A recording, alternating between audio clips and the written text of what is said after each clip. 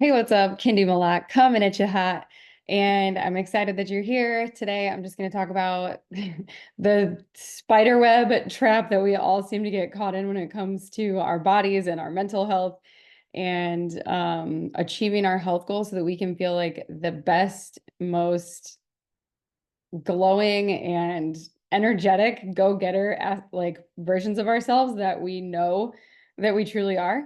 And it seems like this thing has kind of haunted us forever. At least a lot of the women I talk to, that is the case. And so I'm just gonna jump right into this and let's get right to it. I don't like to waste time. So let me just get this thing situated and we will rock and roll.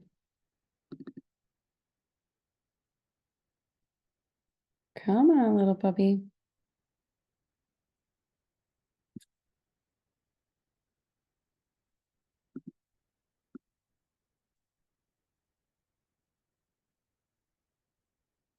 Do, do, do, do. Sarah's jumping on.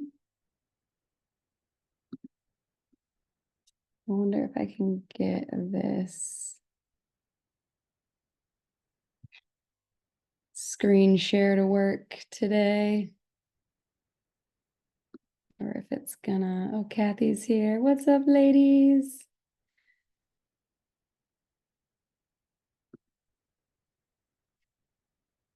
All right, there we go. Share screen. And I'm just gonna walk through really quick.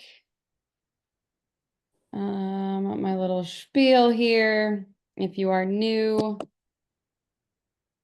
to my world, I always like to hear where you're from, where you're tuning in from, and what your goals are. So feel free to drop that in the chat. And we are gonna go ahead and jump right in. Jump. And of course, there's a picture of me jumping on the screen. So this is the Exact Plan workshop, Unlock Your Midlife Metabolism.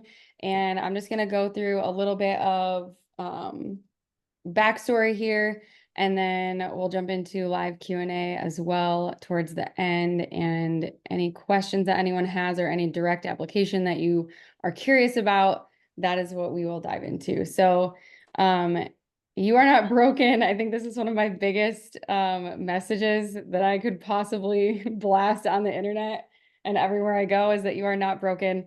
You can lose the hormone belly, the stubborn body fat, whatever it is for you that you feel is keeping you stuck. You can lose it. You can keep it off.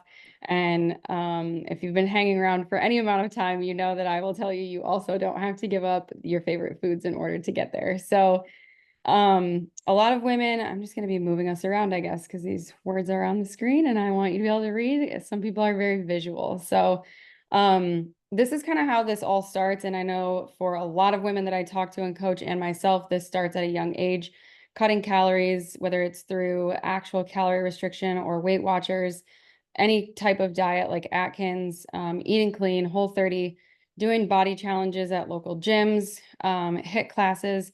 All of these can kind of leave you feeling like you're stuck in the yo-yo and like you might be really good at losing weight, but you're not really good at keeping it off. So you've had a lot of practice with strategies like this. And as we get older, it tends to get a little bit harder. And if you're experiencing symptoms like this, irregular periods, energy crashes, brain fog, difficulty falling asleep or staying asleep, if you're waking up at 2 or 3 a.m., or you're in like this like brain fog type of energy all day. Dry skin, acne, hair loss is another big one that gets tied right into metabolic health, bloating and indigestion, acid reflux. These are all gut health symptoms that are directly linked to your metabolic health and can totally be reversed. Weight gain or stubborn body fat. These things are definitely things that women experience, especially as we get older.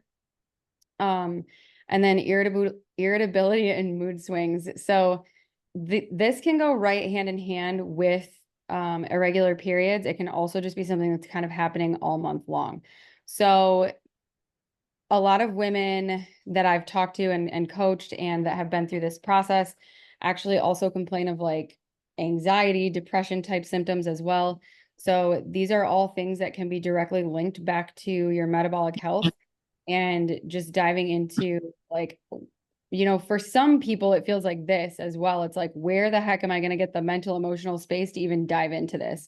Because it can kind of get to a point where it feels like you're doing a lot of researching, you've tried all the things, and you're still stuck and frustrated and unable to get to where you want to go. So exactly this, like lots of workouts, lots of motion, and then a lot of restriction. For a lot of people, this feels like they get really stuck on the all or nothing mindset, where they're either all in or they're all out. So they're either all in on their goals and being really strict on their plan, or they're like, screw it, I'm gonna go have some fun this weekend. I worked hard all week and it's time to go just let loose and enjoy my life. And so you kind of end up stuck in this spiral or hamster wheel, where you're kind of like doing the same thing over and over, and might be really good at losing weight but not real good at creating those lasting results. So who am I and what right do I have to talk about this? My name is Kindy Malott. I am a certified nutritionist, and I have a whole slew of other coaching certifications. I owned a CrossFit gym for a few years, and I was a nurse in my first life. So I actually worked in healthcare and didn't know any of the things that I know now. And when I was working as a nurse is actually when I was stuck in my own yo-yo cycle with my body and had debilitating anxiety, panic attacks. My hair was falling out, and I had all these tests done, and everyone was like, "We don't know what's wrong with you.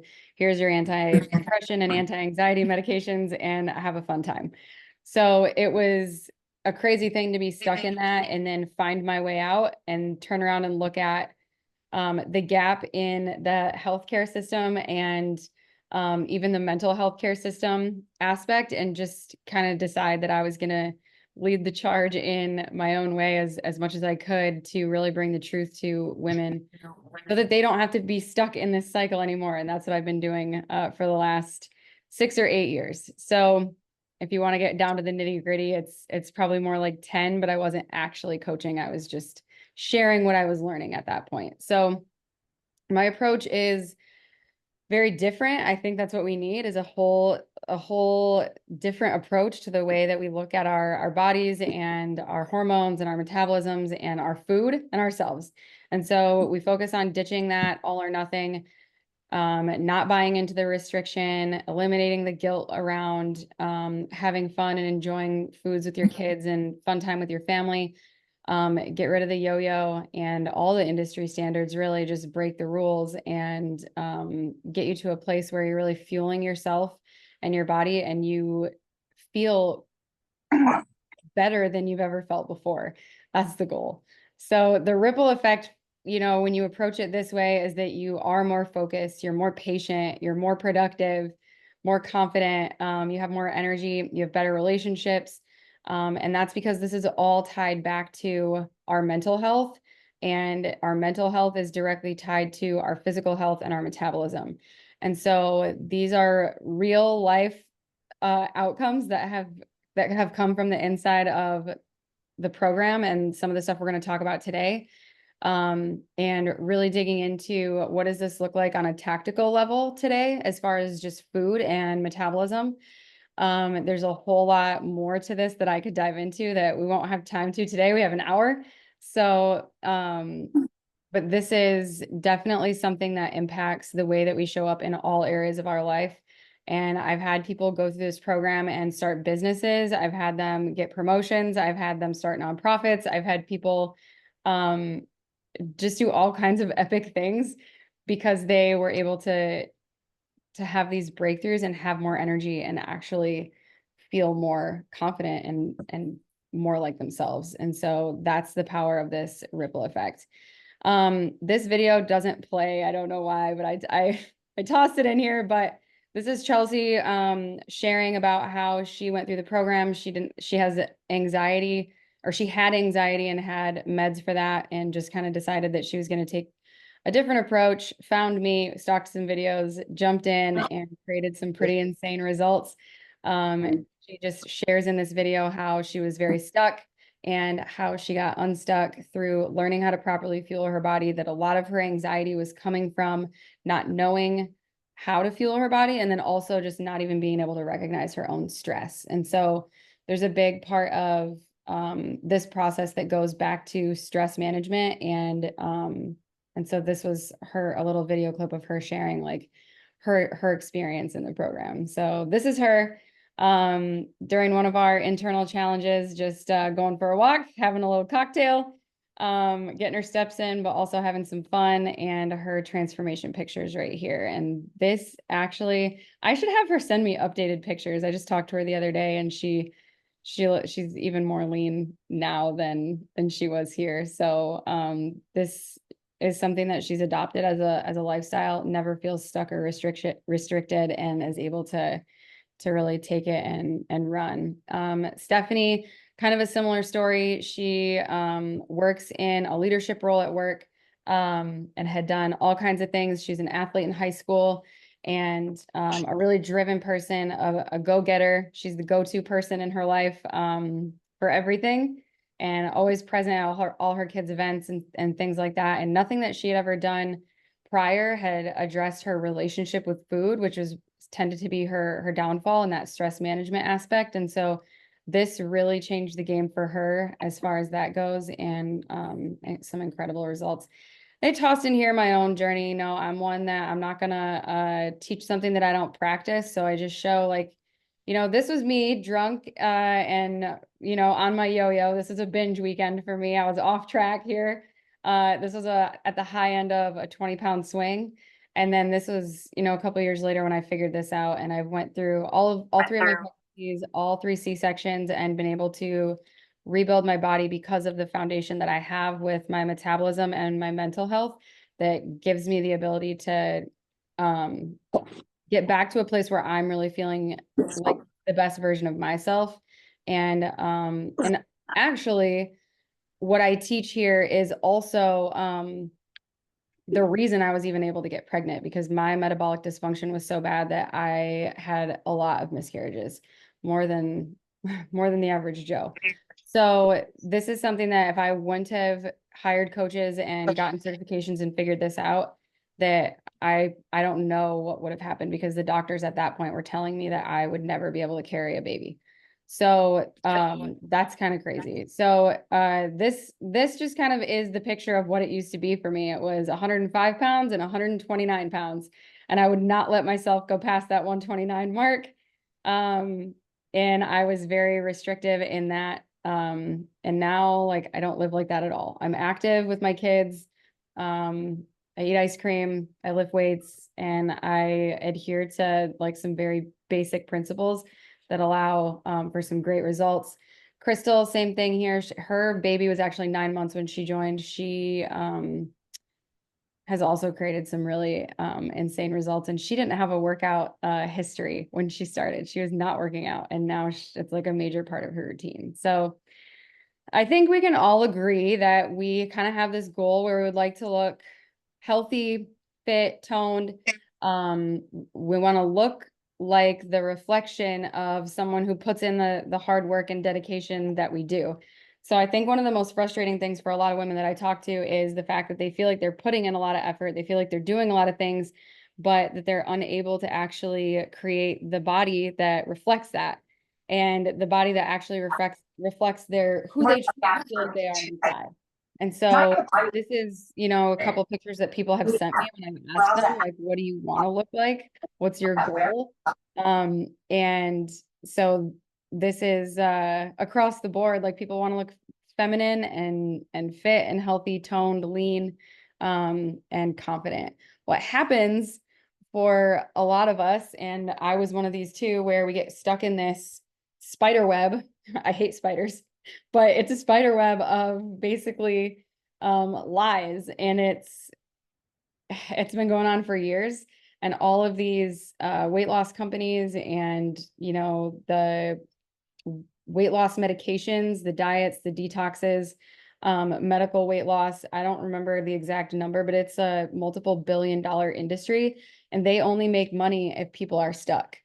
That's the only way they make money, because if people are stuck, they're buying the things. And so they're literally just, they make all this money. They can pay the best marketers on the planet to be able to sell you the thing to get you to buy it, so that you basically get really good at losing weight, but you can't keep it off. And we're going to talk about why that is here in a second. But the three big ones are the all or nothing mentality, the more workouts, more cardio, more restriction, and then just the sheer fact that all of these diets are focused on restriction of some kind, whether it's through what foods you are or aren't allowed to eat, or just calorie restriction straight up. They're not teaching you anything. They're not improving your metabolic health, which is what we need as women to actually keep us healthy and safe as we age. Everyone's metabolic rate declines over time, but for us especially, like, we lose bone density with the way that our hormones work and everything like that. So diets are actually even more detrimental from that standpoint. And then if you look at the mental load of being a woman, you're probably running the household, helping your kids out with things, your spouse, whatever it might be. If you're working, you've got those responsibilities. Oh, I'll just answer one more email. I'll just do one more thing. I'll pick up this overtime, whatever it is. And so we end up being this person that's already overstretched and expecting a lot of ourselves. And then when it comes to like the way we fuel our body and our metabolisms, the diets are actually a detriment to that overall.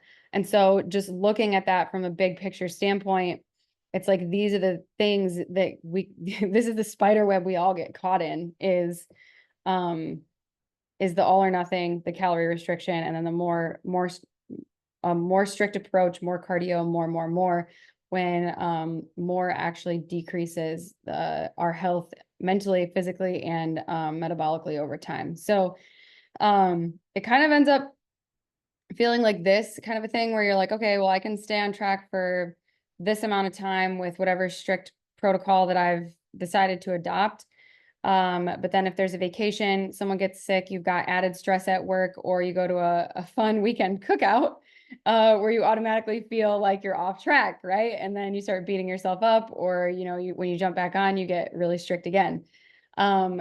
Over the years, as I've really dove into this and studied it more and more and more, for the last 10 years, these are some doctors that I've studied their work, followed their work, and it really all boils down to this one thing that we're going to talk about today. But this is Dr. Gabrielle Lyon, Andrew Huberman, and then Layne Norton. And these are some big names in the actual like lifestyle and health industry.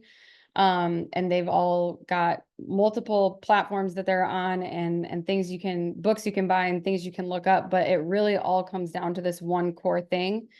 And when this isn't addressed, people end up with this type of a situation where they've got this hormone belly or cortisol belly. Insulin belly is another term that I've heard lately, where we're getting this belly fat in the midsection, and under the bra line and around the love handles is what someone described to me the other day as bra fat and back fat.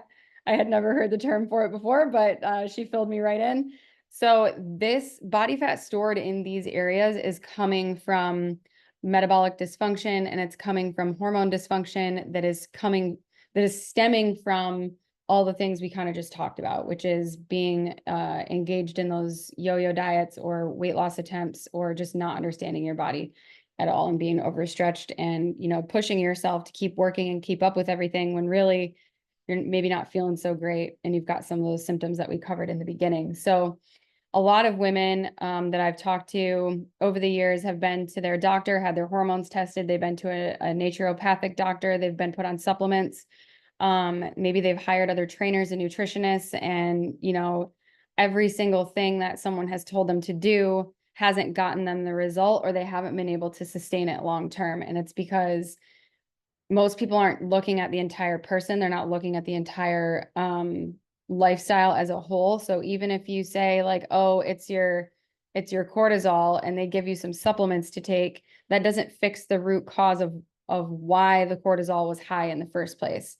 right? And just giving someone supplements or hormone replacement isn't going to solve that problem at the root either. And it's literally the difference of another, round of yo-yo or not. And for a lot of people, they'll spend thousands of dollars on these tests and all this stuff, wanting to know, wanting to learn, but never really getting to the root of what's going on. So today we're just going to run through the exact plan, what we hook our clients up with, and the 3 reasons why this is happening, which we did just cover the 3 reasons why this is happening, but I'm going to give an analogy that really, I hope, paints a picture of why this goes on. And it is at the core, everyone has a basal metabolic rate. This is the number of calories that your body needs to be able to function optimally and not have the alarm system sounding that that something's missing, that there's not enough fuel coming in.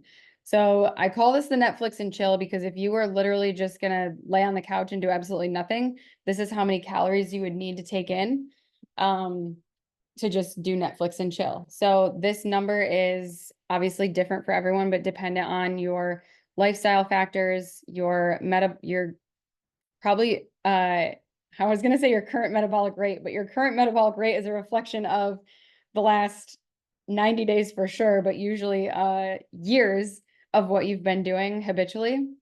And so height, weight, age, gender, and activity level are usually what is used to generate someone's BMR.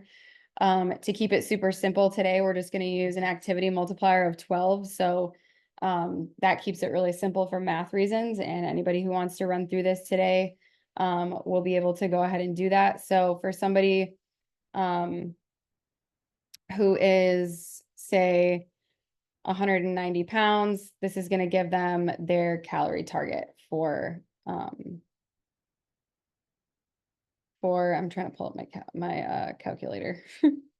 Their calorie target that they're going to work from.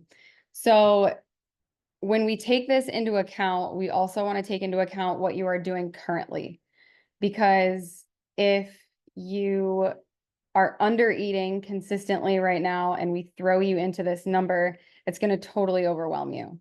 If you are overeating right now and this is a big drastic change from there, then that's going to feel like a little bit, how did someone describe this? Oh, they just felt like they were starving. She's like, this just feels like it's not enough food. And so that 10 to 12 range for a multiplier is a good place to be. So when you think about this in terms of a fire, you think about like, okay, so I have this fire, right? And when the fire is burning, like say this is your metabolism from when you were younger, right? Back in the day, I always use this because people say it. They're like, back when I thought I was fat. So this is your representation of like what your metabolism was like before. So we encounter stress, we encounter diets, natural progression of aging, and we encounter diets, usually diets, restriction, lots of cardio. And so when we do all of those things, this fire ends up not burning as bright anymore. So it kind of ends up like this.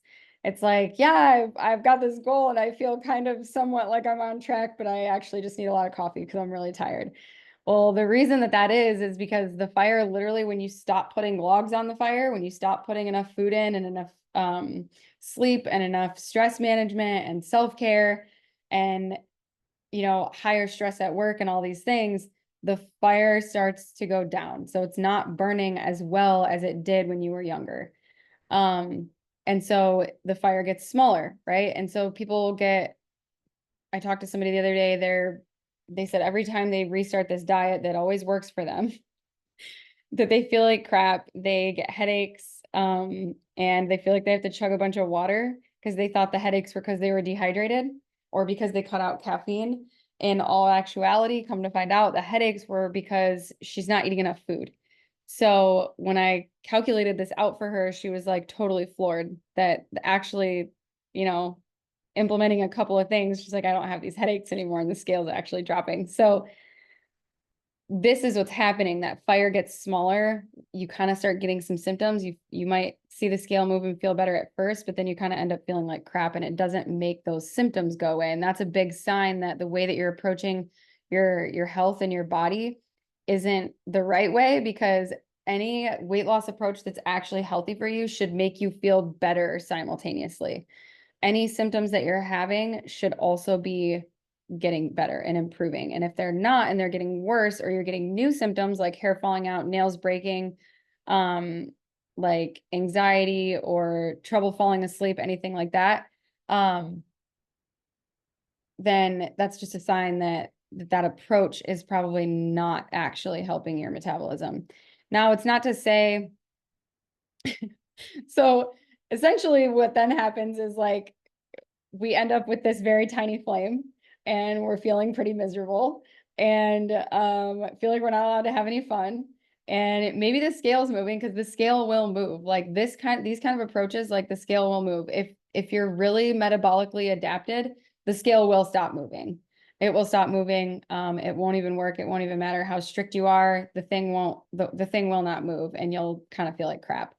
Then it's like, okay, well, now I've got this like smoldering fire. It's not a fire anymore. It's just like coals, and I want to go have fun. So now your fire has basically shrunk down to nothing. Your metabolism is kind of like decreased over time from all the diets. It causes the metabolism to downregulate. Fire gets smaller, aka metabolism downregulate. We lose muscle. We lose our hormones adapt, and we lose that metabolic function. And the body just wants to hang on to everything that comes in. So every time you go diet and restrict, it downregulates even more. And then every time you go out over here and have a big party and want to go to the 4th of July cookout and eat whatever you want, when that food comes in, it can't handle, your body can't handle all those calories, because basically what happens is now you're going to try, it's like having a fire like this, and it can't burn these big logs. Like this is the perfect picture. So now the big logs are you enjoying yourself at this cookout. That's like having the pizza, having the burger, having the pasta salad, having the drinks, doing all the things. But your metabolism has downregulated, and it's like throwing big ass logs on a fire that is not a fire. It's just smoldering coals. Well, the smoldering coals can't burn those logs. So then what your body does is it hangs on to all those calories that are coming in. So then you see the scale go up, right? And then you're like, oh my gosh, see, this is exactly what I'm talking about. I have to be perfect, otherwise the scale goes up, right? But really what's happening is that your metabolism's downregulated. So it's not the food, it's not what you're doing, it's how you're approaching the thing in its entirety. So we kind of end up in this place where we're like, well, I got coals and I got a tiny plate of food, and I don't know how to get out of here. And I only laugh because this was me. This is exactly like I may think that might have been a picture of my plate. I'm not even sure. I probably could go back. I used to make tuna with mayo or with mustard because it didn't have calories. Like that's how toxic this got for me.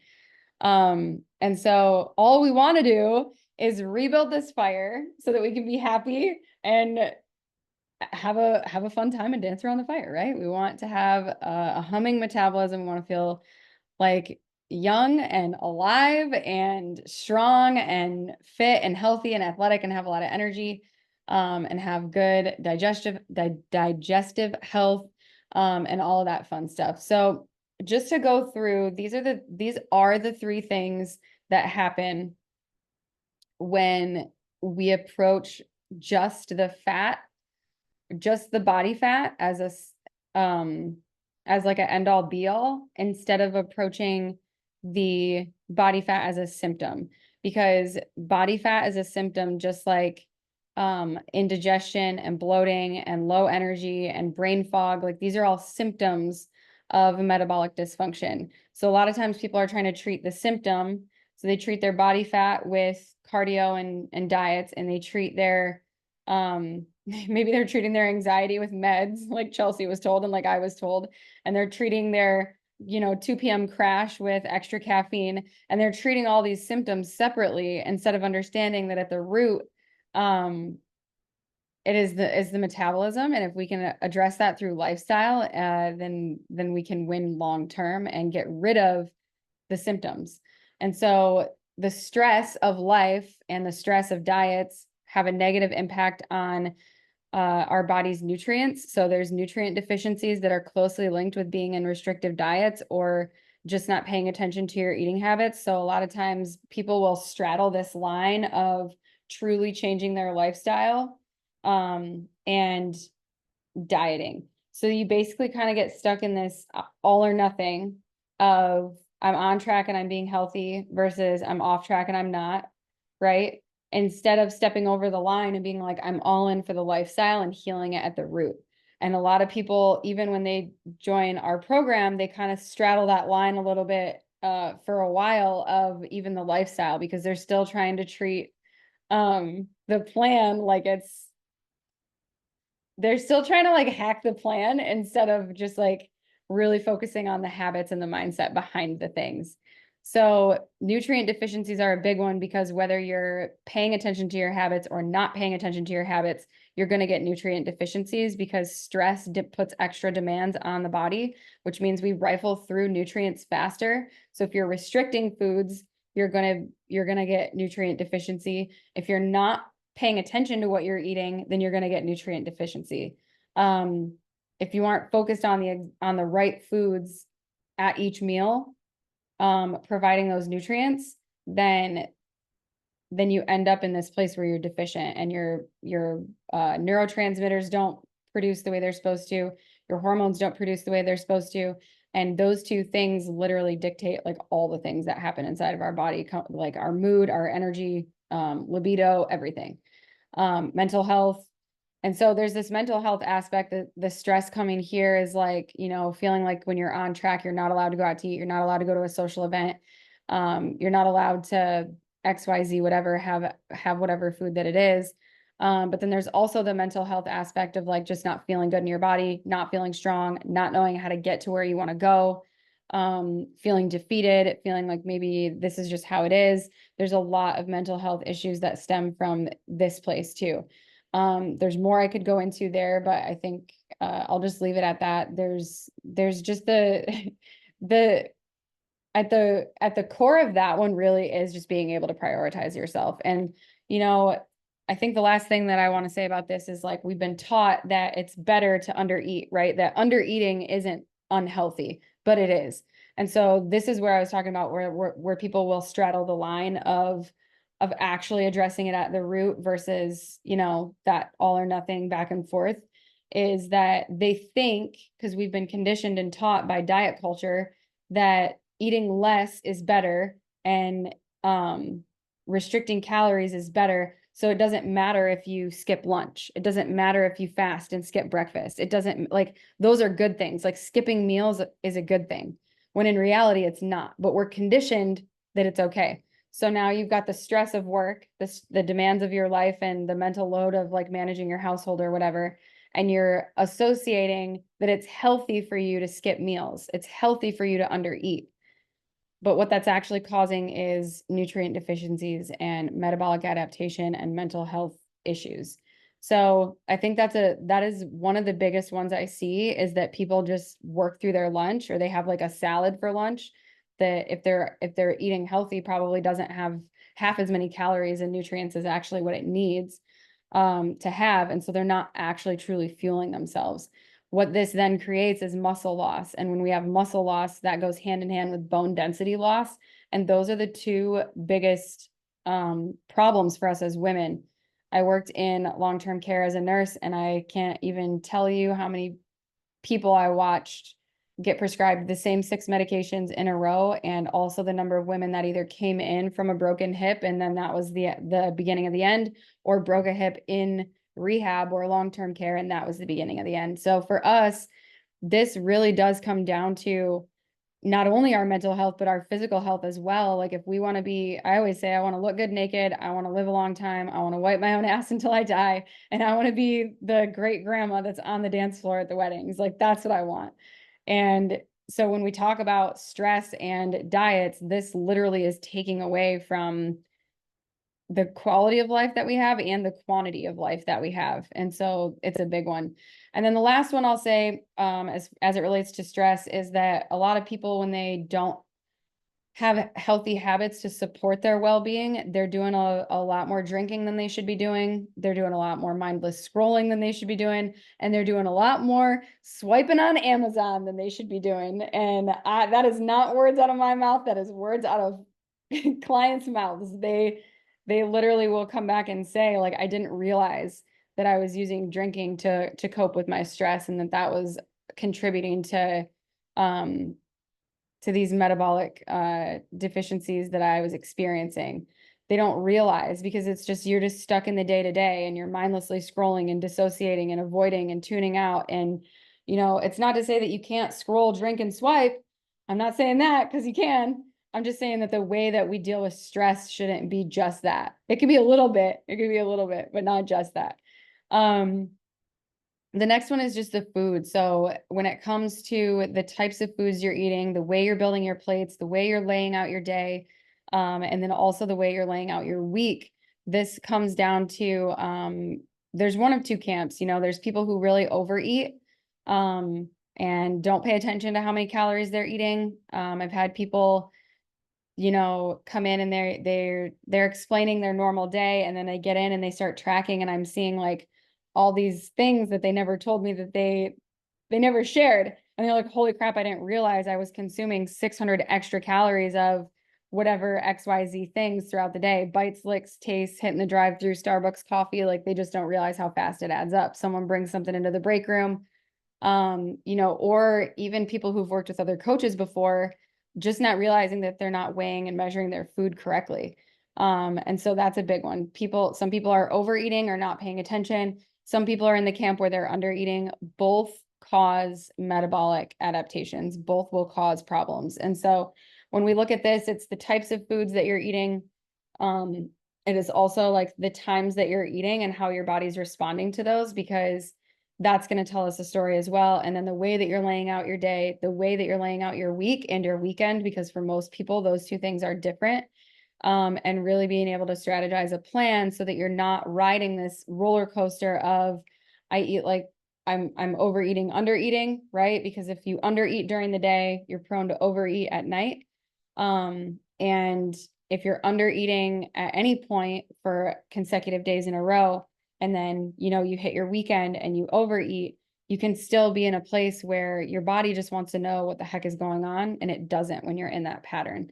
And so when the body doesn't feel safe, it holds on to everything that's coming in. That's just that goes back years and years when years and years ago when, we didn't have grocery stores. And so like if there was bad weather, or it was like feast or famine style, right? Like the body's like, okay, there's food now. Well, we're going to store it, because when the food runs out, and we don't have as much, like we have some extra to survive on. So that's the second one. And then the third one really is minimal training. So many people are coming in and they're doing super intense workouts, crazy amounts of cardio, really relying on spending hours in the gym. When this creates burnout in the gym, it also creates burnout in your adrenal glands. And you need your adrenal glands. You need those puppies. Cortisol is not a bad thing. And so it's just that if it's too high or too low, it does cause problems, and it causes insulin resistance. And so when we get in this cycle where it's basically like this all or nothing, and we get in a place where we decrease our metabolism, a ton of cardio essentially creates higher cortisol again. And if that's not all balanced within a plan where you're actually recovering and doing the right type of training for where your metabolism is at to rebuild it, then you kind of get stuck in this yo-yo stuff that a lot of people are stuck in. So strength-based training, something that does get your heart rate up, and then really just pulling in the NEAT or the steps. Those are the big ones. So that is pretty much it in a nutshell of how this works. Like I said, tons more details we could dive into in each one of these things.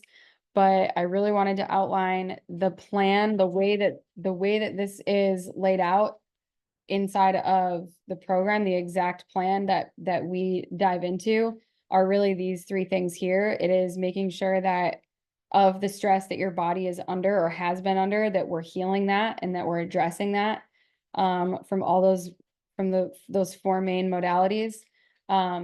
That we are addressing it from a food quality and quantity standpoint, to be able to heal the metabolic deficiencies and be able to rebuild the metabolism, rebuild the fire, so we can all hold hands and sing and dance in a circle around that, and feel better, feel really good.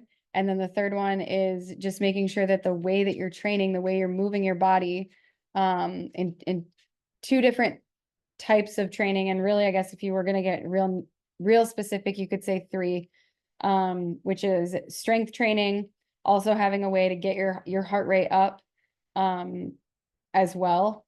And then your NEAT, so your non-exercise activity throughout the day, or your steps. So this is the part where a lot of people's questions will be like, well, I mowed my, or I raked my yard, or I moved mulch, or I moved rocks today, or I, lifted this really heavy fish, or whatever it is. Does this count as a workout? And the answer is no, it doesn't, because workouts are structured and they're going to help build muscle. And when you're out doing non-exercise activity like steps, dancing, moving rocks, moving mulch, fishing, chasing your dog, giving your dog a bath, whatever that is, things that might feel physically intensive, that's not a replacement for a workout. And the biggest area I think that we've seen this one is a lot of women will come in and they'll be like, well, my husband's, he's active at work. He works construction, so he doesn't need to work out, which is not entirely true, but there's two core things that guys don't do that we do, and that's diet and do a shit ton of cardio, right? They don't do that. So they haven't restricted their calories and then lost a bunch of muscle, and they haven't typically done a bunch of cardio and, spiked their cortisol while they were dieting and done all of that, which causes muscle loss. The other one is that they've usually done some type of strength training. So they have a solid base of muscle mass to work from. So since they have that solid base of muscle to work from, and they're not doing all the shenanigans that we're doing, and most times they're not handling the mental load that we're handling, they are able to maintain their muscle mass, which is why when they change one thing, they drop 10 pounds so fast, because their metabolism is still functioning really well under there. They've lifted weights before. They have, they have enough muscle in there to drive their metabolic rate.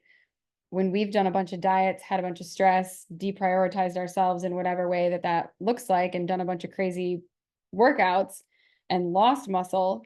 Plus, most women have never learned how to actually lift weights to begin with. Now, there are people that come in that do have a healthy base of muscle and weightlifting history. And that probably has built a better buffer for them. But for the most part, a lot of people that we talk to have never really lifted heavy before. They've never followed a structured strength program. They've either kind of hung out in a CrossFit gym or a body pump type of class, or just done follow along DVDs. And so they've never spent any time actually building muscle and learning how to move with great form. And when you have that foundation, you can build more muscle. And when you build muscle, you rebuild your BMR, your metabolic rate. You rebuild that fire. When you pair your nutrition with your training in that way, you rebuild that metabolic rate. So this is why guys are able to get away with a little bit more than us. They've usually played some kind of sport that required them to lift. They were in the weight room. That was like, the bros, the guys do. So they have that buffer. We, typically speaking, it's probably getting better now. We're never really taught to focus on that. And even if we were, there was no one there making sure that we ate food along with it. So if you were training like that in high school, which I know I was, training a little bit like that, I remember benching and stuff like that in high school, but there was still this underlying, tone that was that girls shouldn't eat a lot, that we shouldn't eat a lot. right? And that's just always been a constant. And so that's why guys get to lose 10 pounds faster than we can. It's because of that handful of things. So when you look at the way that you're training and the way that you're working out, and you pair it with these other two core concepts, you're able to reverse all these symptoms. You're able to see what it is you need to do to support your metabolism and literally like unlock your metabolism in midlife and beyond, and be able to literally change the trajectory of your health. We've seen people reverse high blood sugar. We've seen people get off of blood pressure meds, get off of sleep apnea machines, get off of anxiety medications, decrease depression medications. And again, everyone's different, and you need to be consulting with your doctor, of course, but there's been a lot of women that have been able to really reverse a lot of these gas, bloating, body fat, brain fog, low libido. All of these things are determined by your hormones. And there's a lot of things out there that try to demonize women's hormones and say like, oh, it's your insulin, or oh, it's your cortisol. And yeah, but those hormones serve a purpose in our body. So it's not that the hormones are bad, it's the way that the hormones are responding to our life. So when we can dial all these things in, we can get to a place where we do feel better, we do hit our goals, we do feel strong, fit, athletic, lean, toned, and you basically are, you get to be the person who cracks the code when it comes to women's health and weight loss. And so checking in on these three things, tracking your food, tracking your stress and your habits, and having a strength training plan laid out, tracking your steps. And then beyond that is really, diving into your range of motion. Because if your form is compromised in any way, or your range of motion is compromised in any way, that's going to impact it as well. So those are also things that can be looked at and addressed. And, for some people, they really do like to see the numbers. They like to see, is my cortisol high? You can definitely go get, you can order online, actually, cortisol spit test. And cortisol is actually measured the best through saliva. And because if they do a blood draw, they're going to draw one time, and cortisol operates on a rhythm, a 24-hour rhythm. And so based on what time of day it is, it has a few different levels that it should be at. So just getting one draw isn't going to tell the whole story. And so seeing those numbers sometimes is really helpful, because you can then track and measure, right? When we're only measuring the scale, or which is what most people only measure the scale, it's really, really hard to quantify that progress, because people want to see more. They want to see more. So measurements, clothes sizes, scale, pictures, and if you suspect that you have, high blood sugar or cortisol imbalance, going to get those tested so that you can implement these strategies and then go get retested and watch the numbers change. That's really good validation and creates more consistency and belief in yourself. Because if you don't believe that it's going to work, it won't work. If you believe that you are broken, you will stay broken. If you believe that you're too old, you'll be too old. Whatever you believe is true will be true. It's exactly like how I talked about in the beginning, or I guess more towards the middle, when people are on track, off track, and they're on track and the scale is kind of going down, and then they go off track and they see the scale jump up. They're like, see, and they use that as proof, when it's not proof that you can't eat pizza. It's just proof of what's happening inside your body. But that, like, reframe and being able to see like what's actually happening is what changes it. It's what changes the actual belief system, so that you can believe in your body, so that you're not hyper fixating on those smaller details, and you can see the big picture of what's going on. So, oops, I just saw my chat. Oh yeah, Sarah. Um, so in, okay, there we go.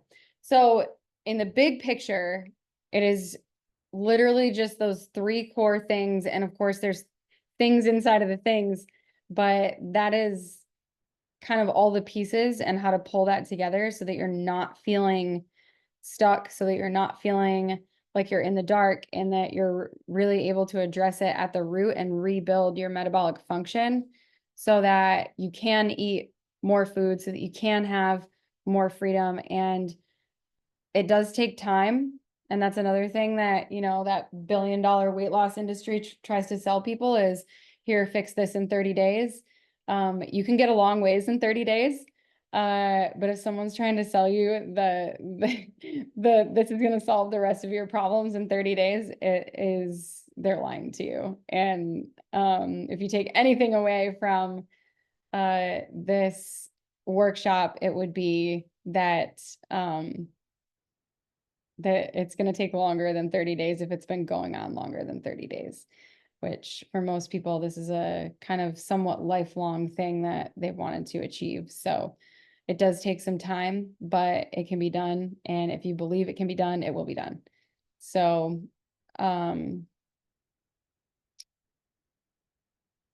that is it. That's all I have. If anyone has any questions, you can unmute and ask or drop them in the chat. We got a couple minutes left here.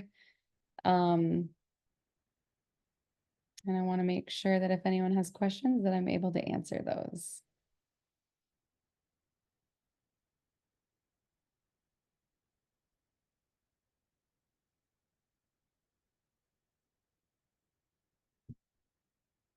Cool.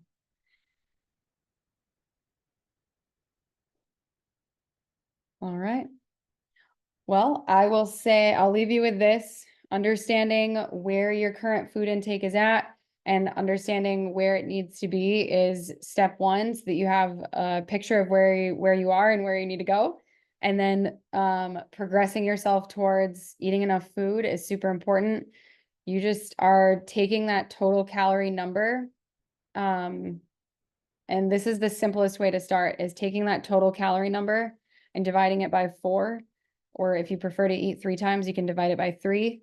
And then your protein goal should be your goal body weight, or right around there. And so usually right around 130 or 140 is a great place to start for protein. And you're going to divide that protein number by the same number that you divided your calories. And that's how you're going to have a target for your protein and calorie goal per meal. And from there, it is just consistency. And if you know you have high blood sugar, or you have some type of hormonal imbalance, then that can shift like the direct makeup of those meals. And just paying attention to food intolerances, which will typically get better as your metabolism heals. But it's really just taking those total numbers and dividing them by how many times you want to eat. And then those are your meal by meal. That's your daily breakdown. And then from there, taking that and making a weekly routine and a weekend routine. And, as holidays and vacations and sick kids and whatever else comes up, high stress situations at work, whatever it might be, injuries, things like that, just making sure that you have a plan to navigate those so that you're getting rid of that on track, off track. Like there's zero reason ever that your food will just not matter again. Like when I learned this and it saved my life, I was like, there will be zero reasons ever in the rest of my life that my food will not matter. Like I learned the hard way exactly how much my food matters. And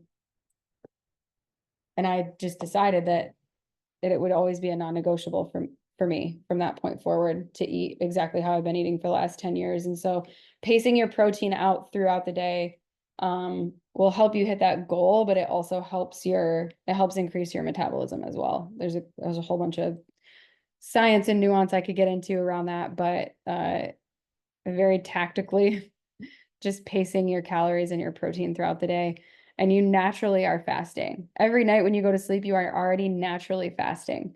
So you don't need to add a fasting window. Most people, I mean, you are on a normal day, probably going to be done eating dinner by 8 p.m. And then maybe you're eating lunch at, I don't know, 6, 7, 8 o'clock, whatever that is for you. Like that's a natural fasting window. So there's no reason that you need to add to that window. I would say the number one thing, first and foremost, is to learn how to hit those targets so that your body's actually fueled. And